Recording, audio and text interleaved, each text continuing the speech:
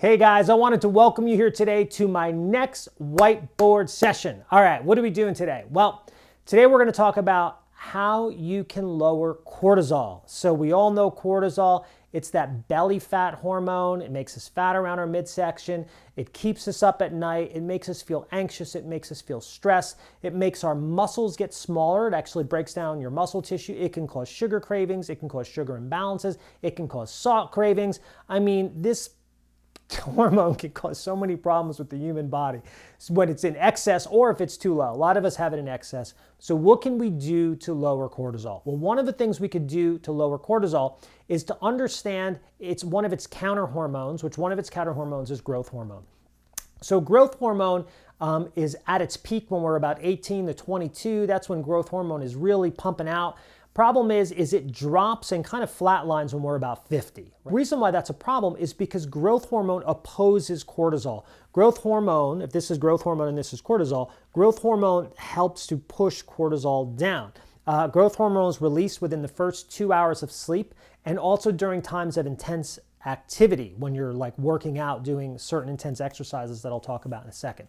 So one of the strategies, there's a lot of strategies to opposing cortisol. One of the main ones, of course, is finding the cause to why it's high, right? There's usually some type of inflammation in the body, parasite, yeast, bacteria, fungi, mold. There's a food sensitivity, there's a toxicity, one of hundreds. There's a deficiency in the human body. There's something going on that's allowing or causing that cortisol to shoot up. So the primary goal, what I do is I find the cause and then we handle that. But to give you guys some valuable things you could do at home, you can oppose it with growth hormone. So what are some things we could do to help improve our production of growth hormone? The first thing is, providing you don't have significant adrenal fatigue, short, intense interval training, such as weightlifting, sprinting, kickboxing, boxing. All of those activities will stimulate the pituitary gland in the brain to release growth hormone. That's where growth hormone comes from. It's in the pituitary gland in the brain. Another thing you could do is avoid eating.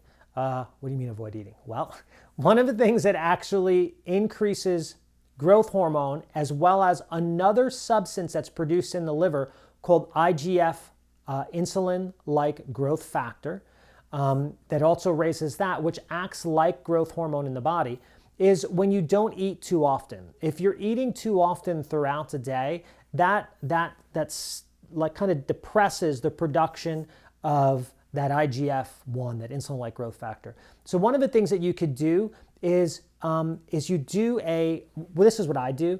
I do like a 12 to 16 hour fast several days a week. And what that'll look like is my last meal will be dinner and my next meal might not be until 12 o'clock the next day or until 2 o'clock in the afternoon. So that's allowing my body to go without food for a while. Don't do this if you have significant adrenal fatigue. Don't do this if you have problems with insomnia. Don't do this if you have anxiety or anything like that. However, that's one of the things we could do to oppose cortisol is help to elevate our growth hormone. Manganese is one of the trace minerals that helps the pituitary gland. So also adding some manganese to your diet. Manganese is also high in beans and nuts, particularly almonds have a good source of manganese. Make sure you soak your nuts if you don't know what I'm talking about. I'll put a link down here to the video about soaking your nuts. That's a very important thing to do if you're going to be eating. Another way that you can lower cortisol is influencing the adrenal glands with minerals. So the 3 minerals that have a calming effect on the adrenals, which could help to reduce cortisol, are potassium, calcium, and magnesium. Potassium I want to talk about first because that definitely has a calming effect on the adrenals. The issue with potassium is we all need 4,700 milligrams of potassium a day. So banana has about 350, 300 milligrams of potassium in it. So that's like what, like 15 bananas, okay? So unless you climb a tree or the Empire State Building, your name is King Kong or you're a silverback, whatever it is, you're probably not going to eat that many bananas a day. It's just ludicrous. So how do you get this potassium in your body? A really big source of potassium, believe it or not, is cabbage. So if you're doing about 7 to 8 cups of veggies per day, you're probably covering your potassium need. If you're having your 7 to 8 cups of vegetables, you're probably covering your magnesium as well. Calcium, if you're doing your 7 to 8 cups of vegetables and primarily there's a lot of kale in there, you're going to be able to address your calcium as well. Hope you found value in that. If you did, please like it, please share it, and I'll catch you at the next whiteboard session.